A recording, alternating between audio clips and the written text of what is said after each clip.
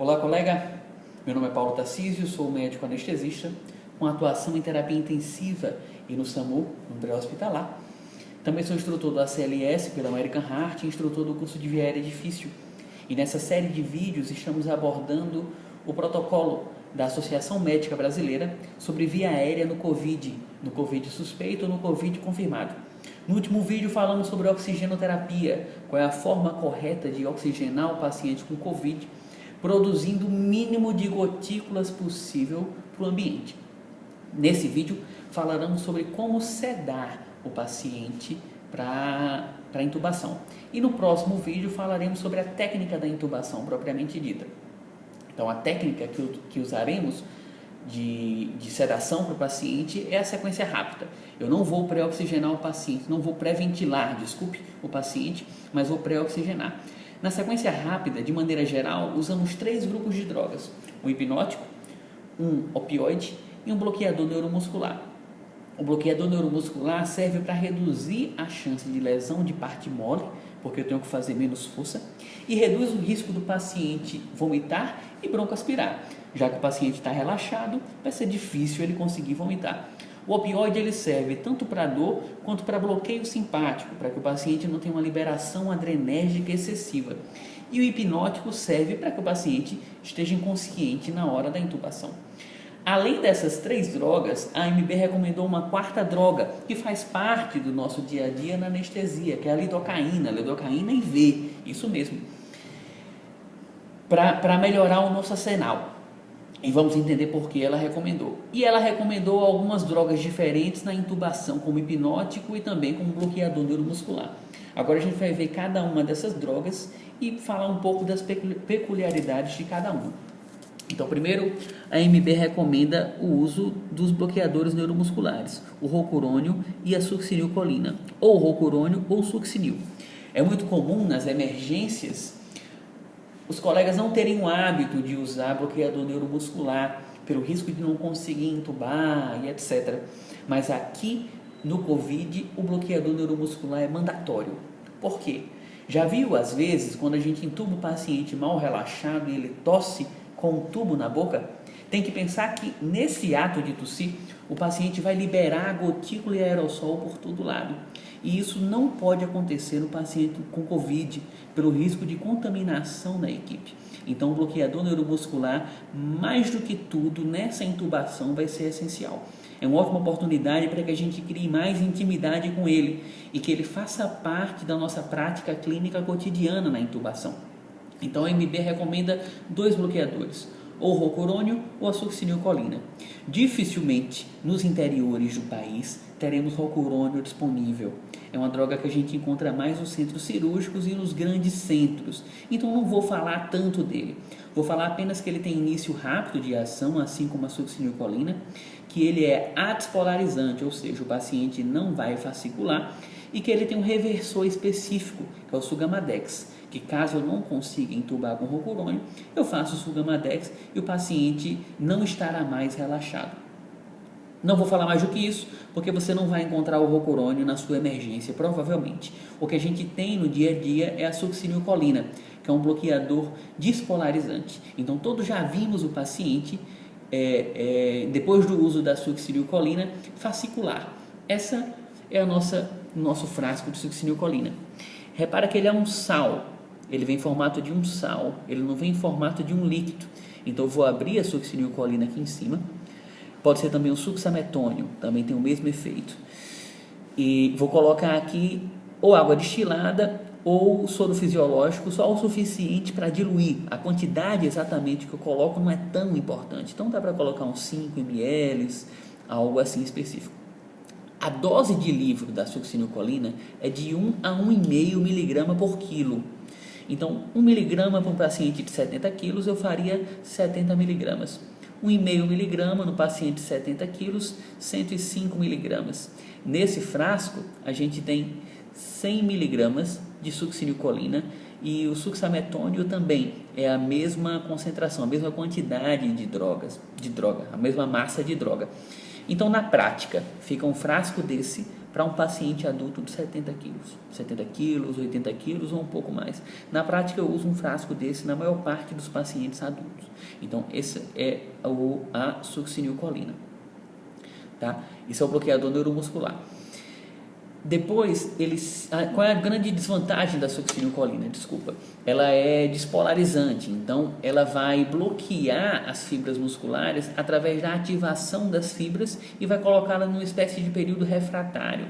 Nesse processo, ela pode aumentar um pouco o potássio. Então, o paciente que já tem uma hiperpotassemia acentuada, um renal crônico, aí ele vai ter uma elevação do potássio, meio ponto, algo por aí. Mas pensa que tudo tem seu risco-benefício, tudo tem sua vantagem e sua desvantagem. Então, na dúvida, você tem que usar um bloqueador neuromuscular no paciente. Por quê? Pela proteção da equipe. Não é só pelo paciente, não é só pelo risco de complicações, mas para que o paciente não tussa durante o processo de intubação. Tá ok? Então, tem que usar o bloqueador neuromuscular. A grande vantagem dele é que ele é rápido. Então, quando o paciente fascicula, logo depois você já pode pegar o laringo e fazer a laringoscopia. E caso não consiga intubar, a meia-vida dele é curta, 7, 6 a 8 minutos é mais ou menos a meia-vida da succinilcolina. Depois dos bloqueadores neuromusculares, a Associação Médica ela fala sobre acetamina, lidocaína e midazolam. Eu vou falar primeiro da lidocaína, que é uma droga à parte, depois eu vou falar dos hipnóticos, que é a acetamina ou midazolam. Então, a lidocaína, para que ela serve? Ela é um anestésico local, que você pode usar até a dose de 1 a 1,5 miligrama por quilo IV. Então, faz parte da nossa rotina na anestesia você usar a lidocaína com duas finalidades. Uma, para potencializar os outros anestésicos. 2, para reduzir o reflexo da via aérea. Provavelmente, qual foi o objetivo da associação médica? Reduzir a chance do paciente tossir, mais uma vez. Então, tanto a succinilcolina quanto a lidocaína servem para reduzir o risco de tosse do paciente. Além disso, ela reduz a reatividade da via aérea. Então, por exemplo, o paciente com intubação pode fazer um broncoespasmo. Se você faz a lidocaína, você reduz o risco desse broncoespasmo. Lembra que a gente falou que a dose da succinilcolina era 1,5 miligrama por quilo, a dose de livro? A dose da lidocaína também, 1,5 miligrama por quilo. Então, paciente de 70 quilos, eu posso fazer 100 miligramas de succinil e 100 miligramas de lidocaína, mais ou menos. É de 1 a 1,5 miligrama por quilo também. Quando é que eu não faria? Lidocaína, além de ser um anestésico local e de ter esse efeito na via aérea, ela é também um antiarrítmico. Na CLS, ela é até uma opção no lugar da amiodarona. Quando é que eu não faria lidocaína? Se por um acaso o paciente já está bradicárdico. Então, imagina um paciente com Covid, insuficiência respiratória franca, que já está bradicardizando e próximo a parar. E eu não faria lidocaína nesse paciente. Até pensaria se eu faria succinilcolina, né? Mas não faria lidocaína nesse paciente. Porque o paciente pode parar de vez. Então, essa é a finalidade da lidocaína, para evitar o reflexo de via aérea, reduzir o reflexo de via aérea e potencializar as outras drogas. Em seguida, a diretriz da MB, ela fala sobre os hipnóticos, e ela cita 2 hipnóticos. Um que é um velho conhecido nosso das emergências, que é o midazolam. Então, esse midazolam que eu estou mostrando para vocês, ele tem a concentração de 5 miligramas por ml, é uma ampola de 3 ml e tem 5 miligramas por ml. Eu não tenho nenhum conflito de interesse, essas drogas que eu estou mostrando são as que eu tenho aqui no meu hospital. Então, infelizmente, não ganho nada de nenhuma dessas medicações. O midazolam, concentração de 5 miligramas por ml. E a outra droga é a acetamina, que nas explicações e nas letras miúdas, a AMB dá a entender para preferir a acetamina, e eu concordo. Se eu tiver um paciente com Covid, como regra eu vou usar acetamina, eu não vou usar midazolam. Por quê? A acetamina é um hipnótico, assim como o midazolam. Mas a acetamina, ela aumenta a frequência cardíaca e aumenta a pressão arterial. Então, ela é muito conveniente no paciente que está chocando, porque enquanto o midazolam vai reduzir minha pressão arterial, a cetamina vai aumentar. Além disso, a cetamina é broncodilatadora. Então, se o paciente está com hiperreatividade brônquica, eu também vou abrir os brônquios do paciente com acetamina um pouco. Depois eu vou ter que fazer, complementar o tratamento, mas eu já começo a broncodilatar o paciente com acetamina. Então, a dose da acetamina, olha que conveniente, é de 1,5 miligrama a 2 miligramas por quilo. Então, já é a terceira droga com a mesma dose que eu vou usar por quilo. 1,5 miligrama por quilo de succinil, 1,5 miligrama por quilo de lidocaína e 1,5 miligrama por quilo de cetamina, tá? Cada caso tatear, ok, gente? Talvez tenha gente que precise de menos, talvez tenha gente que precisa até de mais, mas fica essa dose aí fácil de decorar. Então, paciente de 70 quilos, eu vou fazer mais ou menos ali 100 miligramas de ketamina. A concentração da ketamina é de 50 mg por ml, eu vou fazer 2 ml. Talvez o paciente fique com os olhos um pouco assim, semi-abertos e com batimento de pálpebra, um olhar um pouco fixo, isso é normal de acontecer, tá bom? E a outra opção é usar o midazolam, que é um velho conhecido nosso. Uma dose que você pode ter como padrão de midazolam é 0,15 mg por quilo. Então, o paciente de 70 kg seria ali 10 mg. Mas muito cuidado no paciente chocado, porque se você fizer 10 mg nele, tem uma chance maior dele afundar a pressão arterial. Então, a minha opção vai ser a cetamina. Alguns estão perguntando por que não colocaram o etomidato, que é uma droga bastante cardioestável. Eu acredito que o etomidato não está na lista, primeiro porque a ketamina é melhor, devido ao efeito broncodilatador e por aumentar a pressão arterial. Segundo, porque o etomidato ele tem um efeito de bloquear a 11-beta-hidroxilase, que está envolvida na síntese de corticoides do corpo. Então, ela pode provocar uma insuficiência adrenal. Numa dose única é rara. É raro acontecer, mas é possível. Mas fica aí uma outra opção, caso você não tenha o midazolam. Eu, particularmente, se tiver que escolher entre o midazolam e o etomidato, eu vou escolher o etomidato na hora de intubar. Mas a diretriz da AMB recomenda usar ou o midazolam ou cetamina, com uma certa preferência da cetamina. Quando você lê o protocolo, você vê que ele tem uma tendência maior para a cetamina do que para o midazolam. A desvantagem da cetamina, vamos falar dela agora, né? Se o paciente for coronariopata, vai aumentar o trabalho cardíaco, já um coração que está trabalhando no limite dele pela infecção, e agora eu vou aumentar ainda mais. Eu acho que um paciente com insuficiência respiratória, chocado por causa de um Covid, eu não pensaria nisso nesse momento, eu usaria sim a cetamina no paciente, tá? Mas cada um escolhe, cada um deve estudar e usar a diretriz como recomendação, e você mesmo fazer sua própria conduta.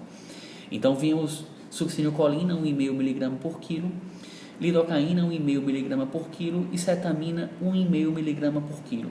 Agora, a última droga que ele fala é o fentanil, que também é um velho conhecido nosso, e serve aqui para o bloqueio simpático e para a dor. Então, a dose do fentanil, você pode fazer 1,5 micrograma por quilo a 2 microgramas por quilo, podendo chegar até 3. Mas para ficar fácil, vamos guardar 1,5 micrograma por quilo. Então, um paciente de 70 quilos daria mais ou menos ali 105, 100 microgramas. Nós temos 2 ampolas de fentanil na nossa emergência. Essa aqui, que é uma ampola que vem 2 ml e vem 100 microgramas. E tem uma ampola maior, que é um frasco de 10 ml. Então, qual é a vantagem dessa ampola aqui, que é que normalmente a gente tem na emergência? Vai ficar uma ampola dessa para um paciente adulto e um frasco de succinil para o paciente adulto. Lidocaína de 4 a 5 ml. Tem uma ampola que também é de 4 a 5 ml, também é para um paciente adulto. Não é essa aqui que eu estou mostrando, tá? Que essa aqui é a única que eu tenho no meu serviço. E a cetamina também tem uma ampola pequena, que é de 2 ml. Então, fica mais ou menos um frasquinho desse aqui para um paciente adulto, não é um frasco grande, uma ampola dessa aqui para o paciente adulto. Então, vimos as drogas recomendadas pela AMB. Qual é a sequência que eu vou fazer? Primeira droga que eu vou fazer é a lidocaína. Por quê? Porque ela demora 3 minutos para começar a fazer efeito. Então você está lá na cabeça, oxigenando o paciente, não é ventilando o paciente, é oxigenando, ou seja, você vai pegar a máscara do ambu, com o ambu e com o fluxo de oxigênio e vai encostar na face do paciente, para que o próprio drive do paciente coloque o oxigênio para dentro e dê nitrogênio. Você não vai ventilar esse paciente ostensivamente. Então, primeira droga, lidocaína. Segunda droga, fentanil. Lidocaína, 1,5 mg por quilo, fentanil, 1,5 micrograma por quilo. Terceira droga, o hipnótico, que eu vou usar a cetamina como regra, mas ele também cita o midazolam e uma outra opção é usar o etomidato. E quarta droga, succinilcolina. Paciente fasciculou, laringoscopa, intuba. Ok? No próximo vídeo veremos como fazer a intubação propriamente dita. Mas guarda a sequência das drogas. Primeiro, lidocaína, 1,5 mg por quilo. Segundo, fentanil, 1,5 micrograma por quilo. Terceiro, cetamina, 1,5 mg por quilo, que também pode ser substituído pelo midazolam. E quarto, succinilcolina, 1,5 mg por quilo. 1,5. Midazolam, no máximo 0,15 micrograma por quilo, tá? Recomendo estudar as drogas para que você possa usá-las com mais consciência. A ideia é só trazer algumas coisas que não tem tanto no livro, ou não são tão direcionadas no livro, para facilitar seu estudo. Então vamos lá, vamos juntos nessa luta. Até o próximo vídeo.